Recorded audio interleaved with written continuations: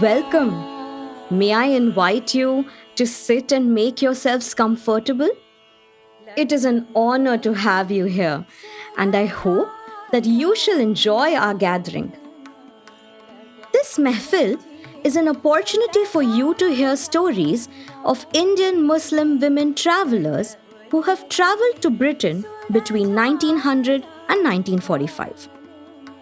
I hope that you will enjoy yourselves as my guests.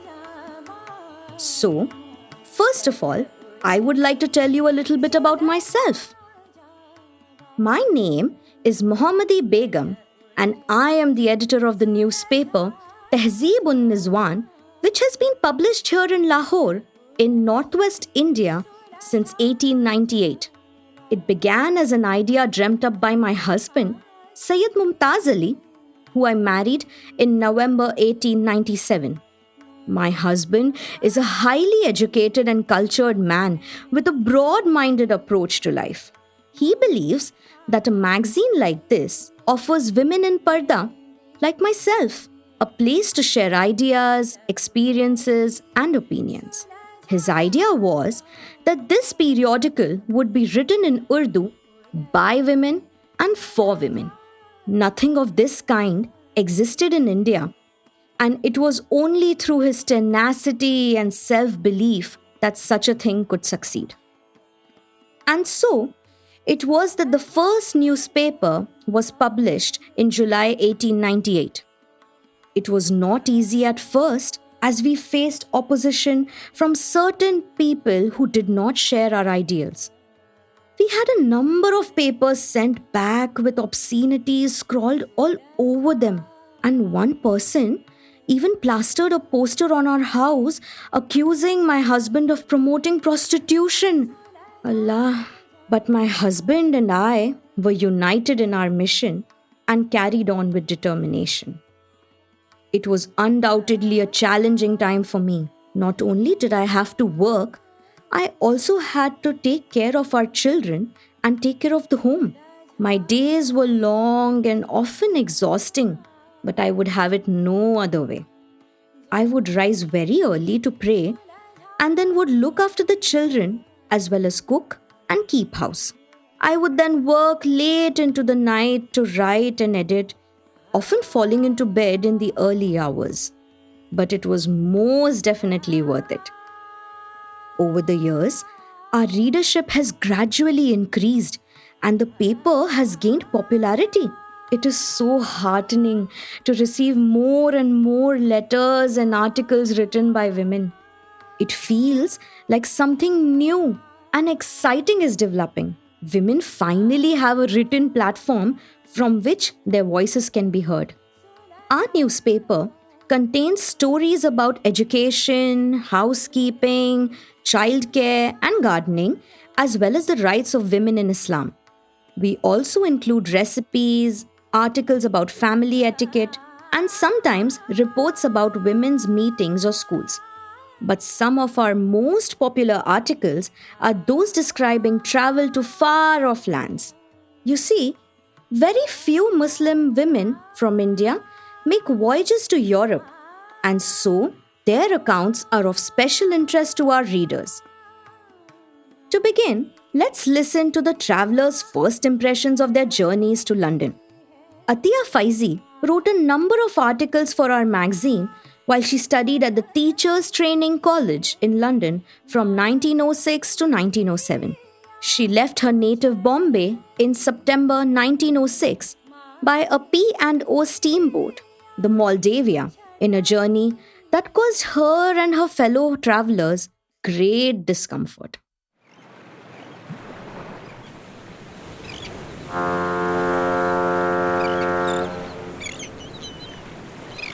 I had never thought what it is for a big steamboat to move. When it goes up and down, my heart stops beating. Big waves strike the steamboat, causing it to go down. At the time, it feels as if it is sinking. And when it rises again with great pomp, then one is surprised at how it survived. For 5 days, this was more or less the condition of the steamboat. It is an alarming thing when there is a storm of such ferocity and there is no place to take shelter. Wherever you look, there is nothing other than the sky and sea. No island, no land, no other steamboat or ship. This is how it is until Aden. Thankfully, others had a much more positive experience of the sea journey to Europe. Soon after the First World War, Atiya's cousin, Safia Jabir Ali, traveled alone from Bombay to meet her husband. I had to travel by myself from Bombay to Masai, and that was the first time I had occasion to depend so entirely on myself and spend more than 3 weeks amongst entire strangers. However, as probably some of you know by experience, on board the steamer, one gets to know people very soon. I was lucky in being able to travel on the Loyalty, the steamer of an Indian company, where there were a good many Indian passengers, and some of us soon became great friends. As it was the month of June, the Indian Ocean was very rough, and we pitched and rolled terribly. Many travelers confined themselves to their bunks and could neither eat nor drink. But fortunately for me, I am a good sailor, and I was able to spend most of my time on the deck, even sleeping on the deck, one side of the deck having been reserved for the ladies. It was beautiful to watch the ocean under every shade of light, and the waves splashing and spraying, and hear it roaring. It is wonderful how on board the ship you can only eat, drink, talk, read and sleep. Of course, there are games of bridge and quoits and draughts and such like, but a great many go without even these amusements, and yet time passes pleasantly enough.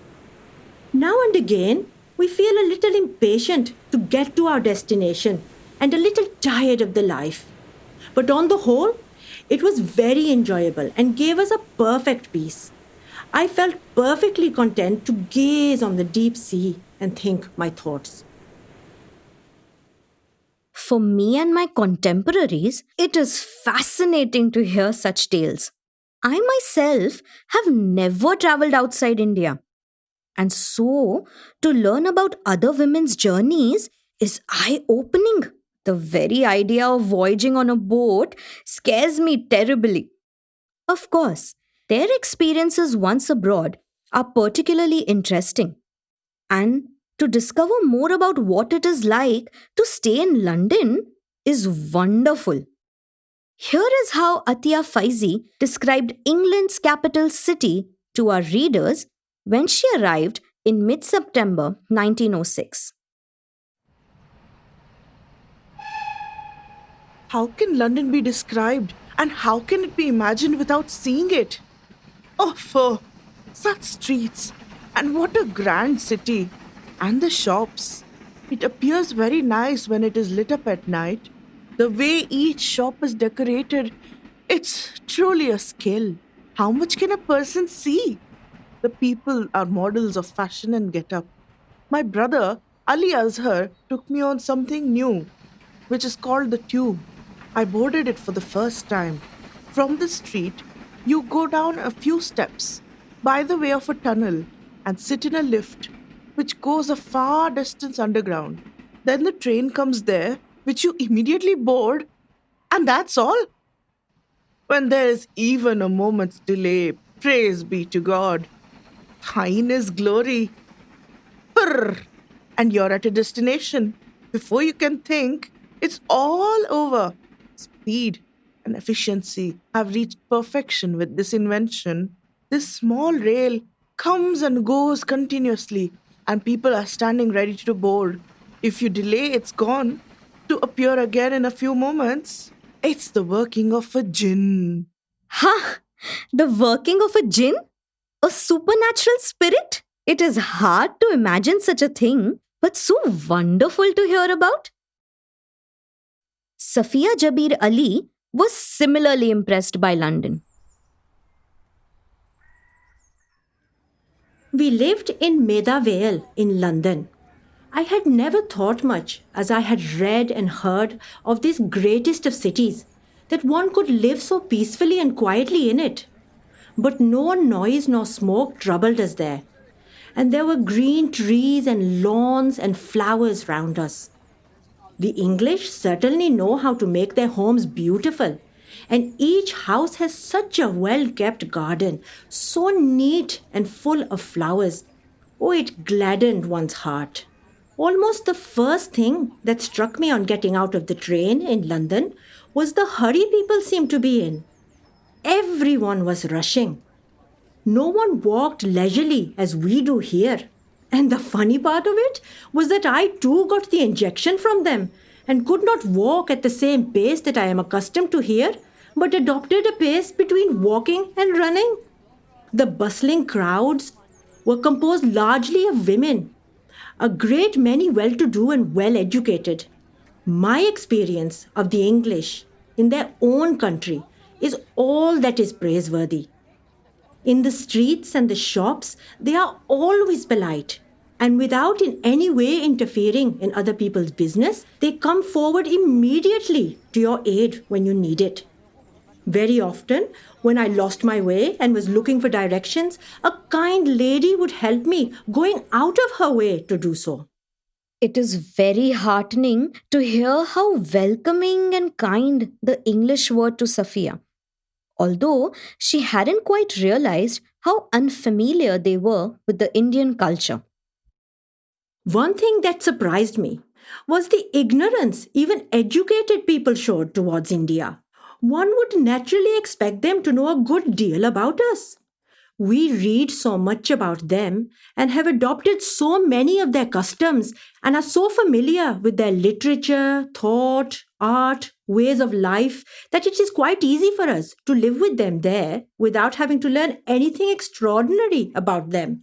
But they, on the contrary, seem to be ignorant of anything connected with us. There were so many who were awfully surprised to find an Indian woman of a good, well-to-do family being able to walk about and go in their moving staircases and lifts without being scared to death. Also, they are under the impression that Indian ladies generally lie back on our darvans in gorgeous apparel, waited on by women, and dream away their days surrounded by wealth and luxury. Wow! I had to tell them that though we did not work half as hard as they did, still we were not anything like they have imagined. To think that they view us like princesses languishing in luxury is most amusing. It is heartening to know that travelers such as Safia are able to educate them about the actual realities of how we live our lives. Now, we shall have a short interlude where we can listen to music.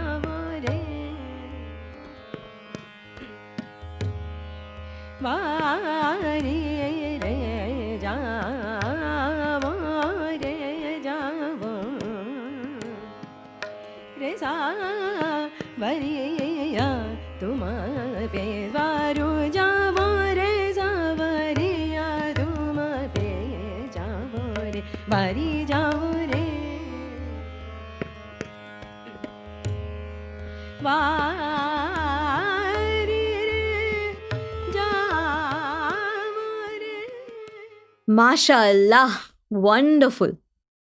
So, thus far, we have heard stories from our travelers where their experiences were, in the main, positive and enjoyable. However, not all travelers had such a pleasing time whilst in England. In 1934, Another woman named Muhammadi Begum traveled to England with her husband Jamil, where they both studied at Oxford University. She describes in her journal the homesickness she felt and her yearning for her homeland. I feel very uneasy in these houses. They're prisons of loneliness. There are no windows or ventilation, no verandas or courtyards. Allah Mia, how will I manage to get through my time here and see my own home, my own homeland, and meet my dear friends and family once more? God, please take me and my beloved ones back to Hindustan safely. These days, I must spend my time shut up alone in a small room whose door is always closed. There is no tradition here of going to meet one another or corresponding with one another. All there is here is this: should you fall ill, there'll be none to take care for you, and should you die, there'll be none to mourn you. Well, I thank God that at least my husband Jamil is with me. I can only imagine what those who have been here alone for years must be suffering. It is true, after all, the West is the West and the East is the East. Allah, poor woman. I can only imagine how hard it must have been for her, being so far away from home. Now, let us hear from Atiya's sister Nazli. Nazli was married into royalty at the mere age of just 12 years old, but as an older woman, took a 6-month formal tour of Britain, Europe, and the Ottoman Empire in 1908. She too did not always enjoy her time abroad. It is a pity that one cannot do anything here in the morning. Nothing opens before 11 o'clock. The shops, etc., are all silent. Therefore, one has to go out after 11 o'clock. After strolling about, it was lunchtime and we ate somewhere. At tea time, we had tea somewhere. Sometimes I like this practice, but at other times it irks me. How can one enjoy eating and drinking and doing everything in public? In England, there is an indiscriminate increase in eating out at hotels and such establishments. People are getting fed up with domestic problems and dealing with servants and prefer this way of life. No one has time to run a household. What in English is called home life is especially rare in London. But it is found in countryside. The people of London have become very independent. They send their children to boarding schools and themselves eat and drink in any which way. There are many people in India who must have no idea at all about the lifestyle of the nobles of the city here. Eating and drinking sumptuously, going to playhouses and holding parties. They are so busy taking part in festivities and having fun gambling that they don't have a moment's free time. The more I travel through developed countries, the more I remember the virtues of my homeland, although it is still in the dark ages and years behind. When I heard this, I could not help but laugh when Nazli describes India as though we are living in the dark ages. I think she has been listening too closely to our colonial rulers. Now, let me talk about servants, both here and abroad. Of course, the employment of servants is a normal practice here, whether you're rich or poor. However, it appears that the responsibilities and attitudes of English people towards their servants differs greatly to ours.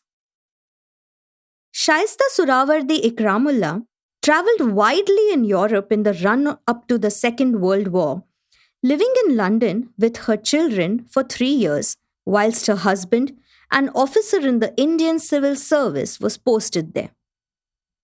As she lived in England for a longer period of time, she was able to describe the way of life to readers at home with a different viewpoint to some of the other travellers.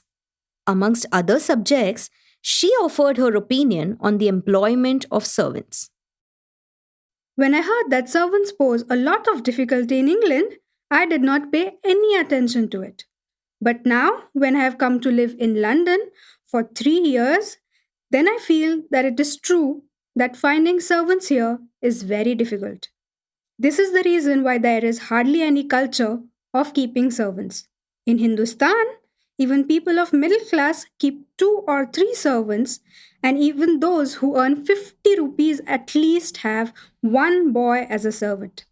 But here, even those who have a monthly income of 700 to 800 rupees do not keep any other servants except for a cook general.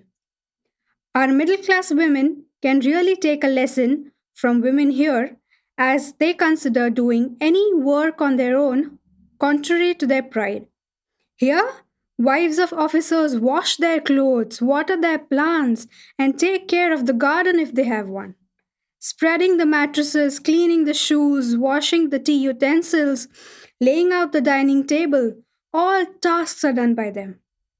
The housewife goes to the bazaar and does every kind of shopping herself. The men here, alongside women, also take part in household tasks on non working days, and 12 to 14-year-olds, even 8 to 10-year-olds, after coming back from school, often help in household tasks. The culture of keeping very few servants exists here because the pay of the servants is very high. Generally, everyone complains that servants are proud and arrogant. Atiya Fyzee described English servants after visiting her childhood friend from Bombay, Nawazbai Tata, of the famous Tata family, at her mansion in Twickenham in the summer of 1907. Clearly, she was impressed. Right now, the household has 21 servants. A haughty and cunning doorman of long service. How many revolutions he must have seen. Open the door. The well-built and tall gardeners, the boys serving at the table with such well-bred manners, dressed in dark blue and gold uniforms. The cook's manner is unique, and there are 4 maids. The sensibility, politeness, and propriety of the servants are perfect. None of them is visible, but whenever one is needed, they are present. Their system of appearing is beyond my comprehension. Nawaz Bhai's hand is hardly on the bell before a servant appears quietly from a corner. I have never seen them making a sound or talking. I don't know where the maids hide, for if you go in your room 10 times and mess everything up, even then everything is always in its place. It is not possible to see anything just lying around. I had decided that I must see how these people serve so energetically. But it was not possible to see any maid. Indeed, it seems they all work like clockwork. Of course, as I mentioned earlier, Atiya was in England not just to socialize, but also to study. She was completing a diploma in education at the Maria Gray Training College in London. As a self-educated woman, I am always keen to discover more about the English education system, which is renowned across the world. There are 35 rooms in the hall where I stay. The college, which is near this hall, opens tomorrow. All day, girls of utterly pleasing manners kept arriving, and with respect to education, many have degrees from Cambridge or London. Due to their education, the level of conversation has reached such a height that in India, one cannot even imagine this. If only the men of our country were like these women. The girls all study different things. Some high school training, some art, some teaching kindergarten. Education is provided to whoever has ability, interest, and understanding for something. This is truly wonderful. Another traveler, Iqbalunnisa Hussain, shared her experiences of the English education system when she completed a diploma in education at the University of Leeds in 1933. She had always hoped to study abroad, but had faced a number of difficulties that she had to overcome first. Not only was she a woman, but she was also a mother to 6 children. To make matters worse, the Indian government turned down her application for a scholarship. However, 2 years later, her eldest son was given a place to study at an English university. This, as well as her dogged determination to fulfill her dream, offered her the opportunity to eventually embark on her travels to England along with her son. You may be interested to know something about the course of training given to students in an English university. You will see how it radically differs from the training given to students in India. In India, intellectual work is the dominant, if not the only factor that is kept in view. Students sit in their classes from 11 a.m. to 5 p.m. and receive all information that is given to them by the several teachers. The result is that there is only time for cramming and cramming alone, and absolutely no time for education and culture. The aim of the University of Leeds, as of the others in European countries, is not to send out students with swollen heads stuffed with all kinds of information, but to develop their powers of mind and body and to fit them for their duties in afterlife, to give them a practical knowledge of life as fit citizens. Students in England are made to develop not only the intellectual faculty but also the social, physical, moral, and aesthetical senses. Iqbalun-Nisa has also described how welcome she was made to feel by the English hosts and the respect that the teachers were given in comparison to in India. Another striking instance was the reception given to students by the staff and public of the place. I was so pleased to find that they had developed a sense of internationalism. They were posted with the most up-to-date information which students had come. The public get from the university a list of students with their nationality and country noted against each other and invite them to tea and for weekend. Lest the invitees should find it inconvenient to find out their residence, they send them the maps and plans of their house. This shows the keen interest that the public and parents take in the cause of education, which is so woefully absent in India. We in India do not treat the members of this noblest profession, I mean the teaching profession, with the respect which its workers so richly deserve. So, we have already heard of how travelers perceived the English. But how did the English perceive them? A comical anecdote I would like to share with you is written by Safia Jabir Ali, who we have heard from earlier.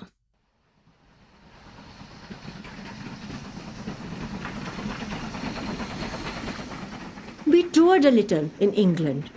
In fact, we travelled from the southernmost town right up to the north. But unfortunately, were forced to stay only in the large towns: Birmingham, Manchester, Liverpool, and Sheffield. The journey from one town to another gave us a very good opportunity of seeing the country. I shall pass these towns on with only this remark, that after having been in London, they all seemed, to a foreigner like me, a poor imitation of it on a small scale, besides being smoky and gloomy most days. I must tell you of an incident that amused us very much. When we were waiting at the Little Rosyth tramway station, we noticed a group of chubby little children playing about. But I was fairly taken by surprise, and very agreeable surprise too, when one of them came up to me shyly with a few flowers plucked from his garden and addressing me as lady, presented me with them. I thought how considerate and kind it was of him, and thanked him and said so. A little later, 2 or 3 others came along, and then some more, and I had to repeat my thanks and accept their offerings. Turning around, I saw these children run with smiles on their lips to a group collected not far from us. and by the eager way in which they immediately began to talk and the interest of their listeners, together with the curious glances they shot at us, I was able to guess all that lay behind their minds. They had wanted to know what a colored lady would do when she was given flowers, for instance. Would she speak? And if she did, in what language? Also, I suppose they desired to get a nearer view of this strange specimen of humanity before them. Anyway, we had a good laugh over it and enjoyed their little enterprise very much. Talking of children and of the curiosity they showed to us, I will tell you of how when we visited the London Zoo, children, merely to look at us, would pass and repass us, whispering and discussing us. I once overheard them wondering to which nationality we belonged, and when one was able to decide the matter definitely and finally, and said we were Indians, she commanded great respect for her superior knowledge. It made us feel we were also a part of the zoo for them. I loved Safia's description of the children's curiosity. Of course, it is easy to forget that for most people in England, this would have been the very first time that they had laid their eyes on someone of a different color and culture. How strange our travelers must have looked to them. Other travelers were less amused by the attention that they attracted.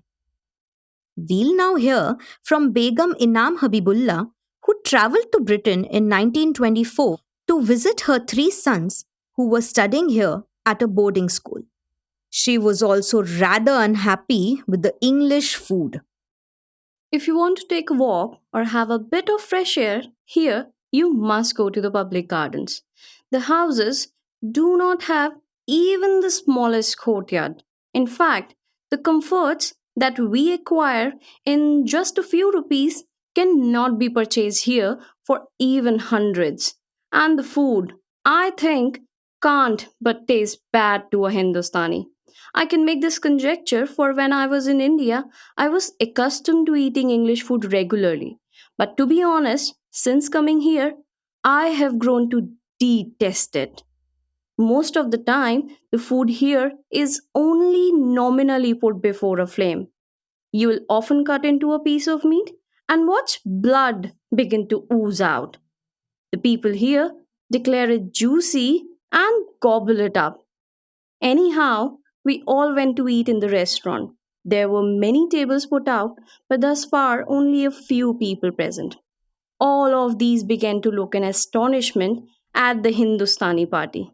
I hated the feeling of their gazes on us. Perhaps they were staring so intently because they saw us as some sort of wonder. Otherwise, it is considered very bad manners in England to stare at someone like this. I said to my companion that perhaps the women here were comparing their beauty to hers, and that is why they were so astonished. It must certainly have taken some getting used to be in the spotlight like that. And I must say, the food does not greatly appeal to me. Now, let me share with you Atiya's impressions of the fashions of English women, which were not always complimentary. I have become extremely disgusted by the decking up of ladies here, especially what I have seen on Regent Street and Bond Street. Why do they like to make themselves up in this way? I am at a loss. In London, the shops are filled with choice goods that are so enticing that these women make themselves paupers in the mania for clothes. Every day, new things are produced that are better than the previous day. I have continued wearing my Indian clothes and do not ever intend to give them up. When I go out, I cover my head with a gauze cloth. Everything is covered except the face, and everyone appreciates the fact greatly that I have kept my ways in the English world and am setting a good example. It is reassuring to hear that Atiya did not fall prey to English ways and customs, but always sought to protect her honor whilst abroad. In her modest attire, she exemplifies our veiled voyagers. The same may be said of our sister Begum Habibullah. She too was shocked by some of the fashions in England, not least the wild hairstyles. At the station in Weymouth, there was a 10 or 12-year-old girl who had the strangest hairstyle. Her hair was combed and treated so that it stood on end, like a peacock. I don't think she'll ever be able to wear a hat. I found it to be very unbecoming. She could only turn her head with the utmost care for fear that her hair would fall out of place. My English friend Mrs. Harrison was surprised too. What beautiful effect is this supposed to convey that she should find it necessary to adopt such a troublesome style? I find these rather critical descriptions of women's fashions in England fascinating. And finally, no account of England would be complete without a description of the British weather. Let us hear about how Atiya suffered whilst attending the Henley Regatta in 1907. It rained continuously. God help us. A sharp wind was also blowing, and it seemed as if it would enter one's body. Crouching, I went and sat in a corner because the boathouse was completely open. The rain was blinding and the air humid. I began to feel sick due to the cold. In the end, I went and wore my cloak. Ya Allah, the poor woman. There is no doubt that the change in climate must have come as such a shock. And what would come as more of a shock than snow? To end, let me share with you a delightful extract from Begum Habibullah's account.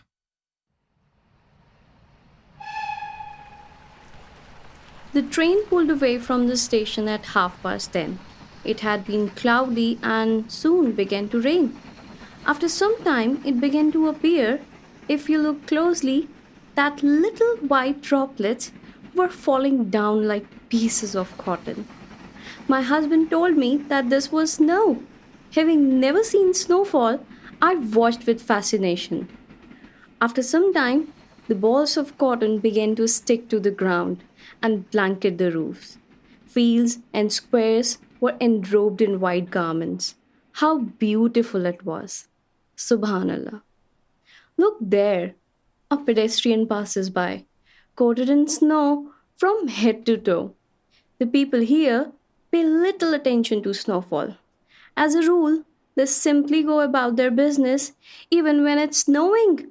This state of affairs persisted for about an hour. By the end, the trees, the gardens, and hillocks had all turned white. MashaAllah, wah! How I would love to see snow with my own eyes. It sounds rather magical. And so, we have come to the end of this gathering. I hope you have enjoyed the stories which we have shared. Please tell your friends and neighbors about our mahfil and what you have heard today. I hope that our experiences from one another's cultures can be spread far and wide. It is through gatherings such as this that our eyes are opened and we have a glimpse into the lives and experiences of our fellow sisters. Farewell, Khuda Hafiz.